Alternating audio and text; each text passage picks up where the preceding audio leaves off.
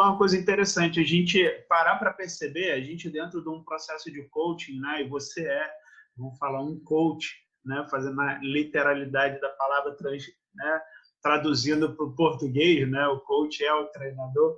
Então, a gente, dentro de um processo, a gente tem muito cuidado com essas questões dos erros, né, do aprendizado.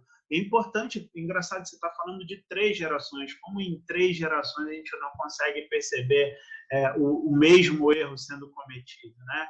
E aí vem uma coisa uma frase que é muito comum as pessoas utilizarem, se você quer resultado diferente, faça diferente, né? Se você fizer da mesma forma, você vai ter os mesmos resultados, ou seja, 3 gerações e quase jogadores.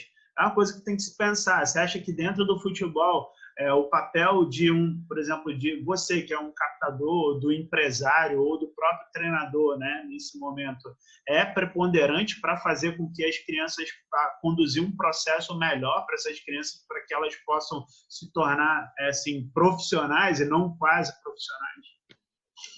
Assim, Fábio, o que eu vejo muito, até dando exemplo dessa família, eu passava com o menino 2 horas na terça, 2 horas na quinta, 2 horas no sábado, e tinha o processo do jogo domingo. Todo o restante do dia dele era dividido na escola, mas vamos falar do tempo, porque ele estava em casa em contato especificamente com o pai e com o avô. Eram discussões o tempo todo sobre o que era feito no treino, sobre o que ele tinha que fazer, como é que ele tinha que se portar.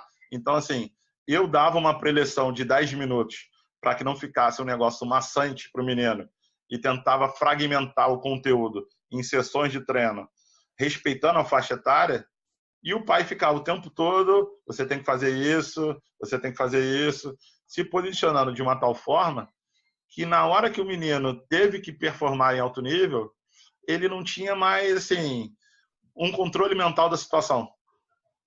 Ele não suportou a pressão. Por quê? Porque o pai até não é um profissional da área. Então, assim, ele poderia até ter uma leitura boa do jogo, por ter vivido como atleta, mas ele não conseguia entender que ele tinha que entregar o filho dele, ele tinha que fazer o papel de pai e entregar o filho dele para os profissionais, que ele entendia na época que eram os melhores.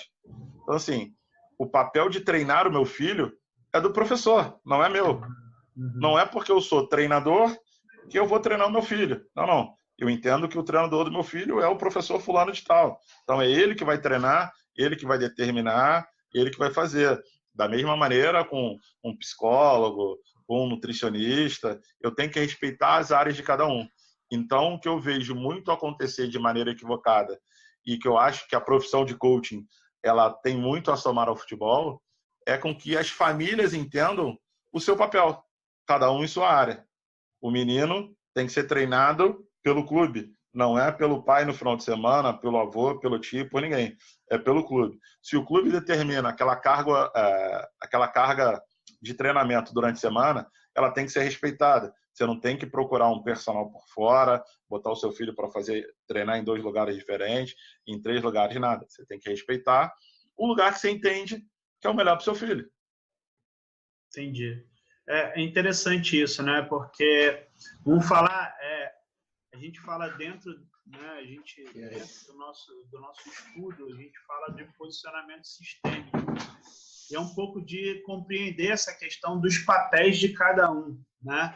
O técnico é o técnico, o pai é o pai, não é o técnico, a não ser que ele esteja na função de técnico, ele é o técnico, e mesmo assim ele não é o pai. Na função de técnico, ele é o técnico. Na função de pai, ele é pai. Então, a gente precisa separar os papéis para que crie uma harmonia naquilo que a gente está fazendo. Se você pega o Guilherme para poder treinar o Guilherme, você é o treinador do Guilherme quando você está em campo. Quando você sai de campo, você pode ser o treinador ainda. Mas quando você chega em casa, você é o pai.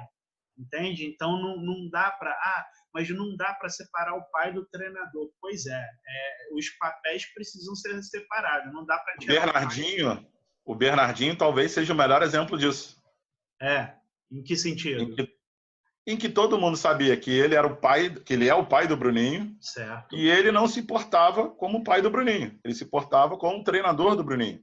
Então, assim, ele cobrava o filho igual, acho até que, assim, em dado momento, o Bruninho deu algumas declarações de que ele era mais cobrado, só que assim, ele detectou no filho um perfil que ele poderia cobrar, então é importante isso. Então, assim, ele teve um nível de conduta, assim, pô, muito legal, exemplar, é um cara que eu tenho como referência. Então, assim, como referência de gestão de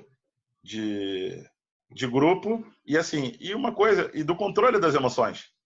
Então, tem que separar que nesse momento aqui eu não estou como pai do Guilherme, eu estou como professor do Guilherme.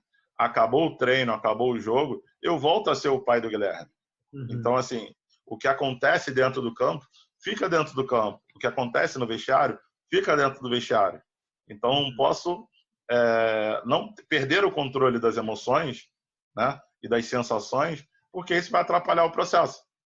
E aí eu vou acabar tendo uma alternância em alguns momentos que vai me prejudicar. Aí daqui a pouco eu estou cobrando o meu filho em casa da mesma maneira que eu cobro um atleta no campo, ou daqui a pouco eu estou tentando aliviar o meu filho atleta no campo, porque ele é meu filho e ele pode ficar chateado que se eu vou cobrar ele.